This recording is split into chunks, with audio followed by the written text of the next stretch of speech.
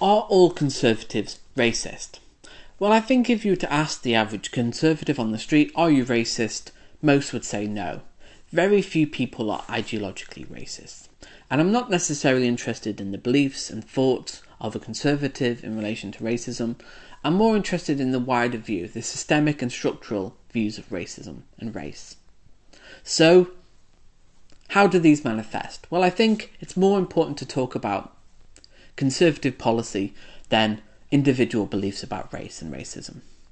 I think often there's a focus on the individual racism because it's more palpable and it's more visible to hear Donald Trump be racist or Nigel Farage be racist. But it's harder to kind of analyse and address structural racism because it's so deeply ingrained into the system.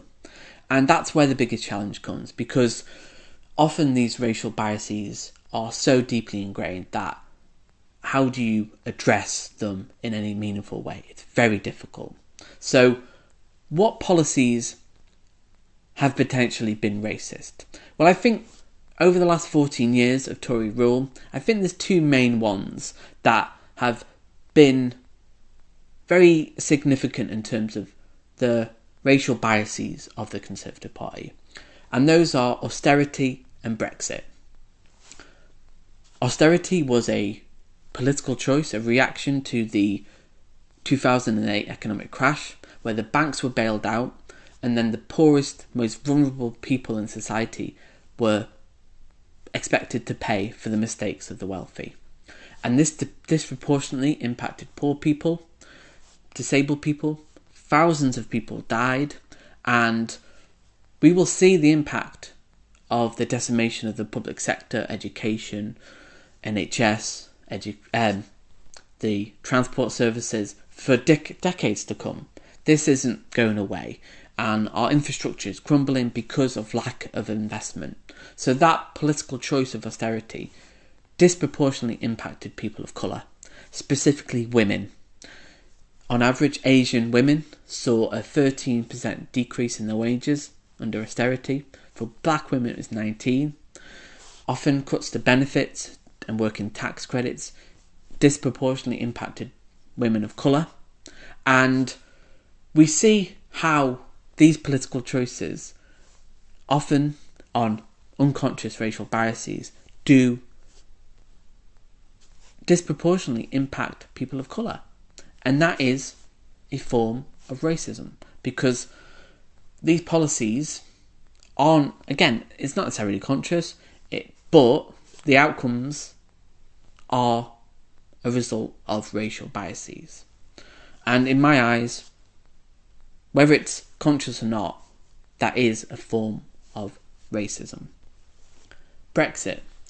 Brexit has been potentially one of the biggest acts of self-harm any country has made economically. And I think historically, when people look back at it, they will ask, what the hell were we thinking? Most people realise now it was a huge mistake, and it's cost the economy massively.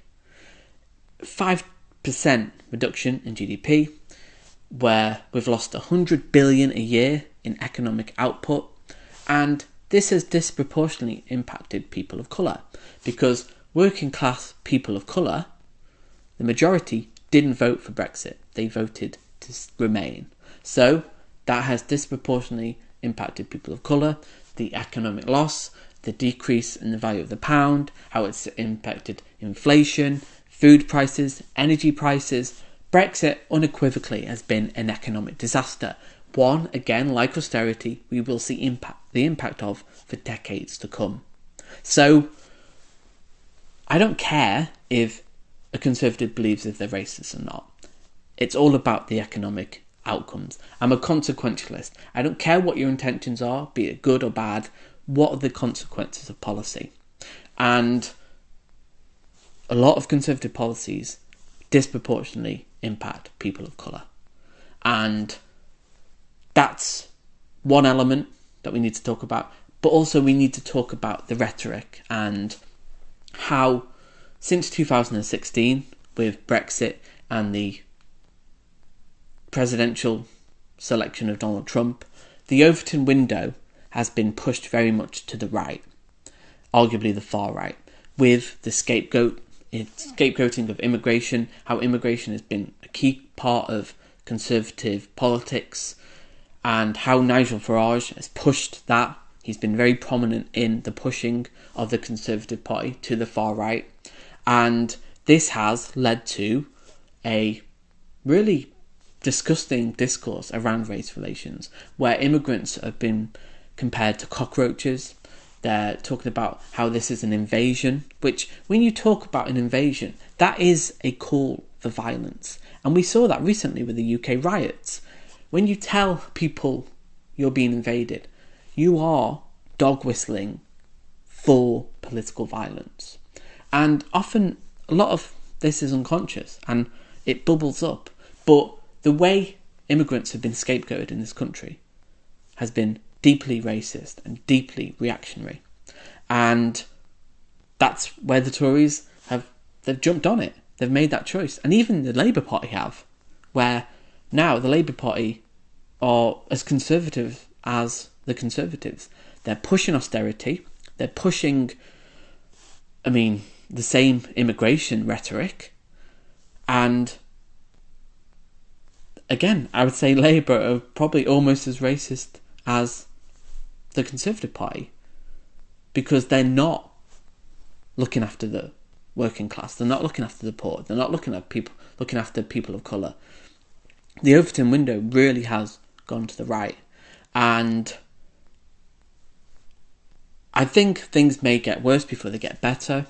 But I think the divisive times we live in aren't necessarily a bad thing. I think we're in a historical moment where, although we're very divided, I think in the end, the discourse around immigration they'll be accepted in society. Muslims will be accepted in society. And there'll be maybe a new scapegoat. Trans people are pretty much accepted. But I think often things have to get bad before we see that change and the acceptance and progress. And I think that's where we are now. I think we have to be hopeful for the future and hopeful that actually the UK is probably one of the least racist countries in the world. Doesn't mean we don't have our problems, but I think there's a lot of hope for the future in terms of how people are pro-immigration, pro-trans, and don't really want Reform UK. They only got 4 million votes. This is a very marginal party that most people don't support. So I feel a lot of hope. Comment below, are all Conservative racist? And I'll see you in the next video.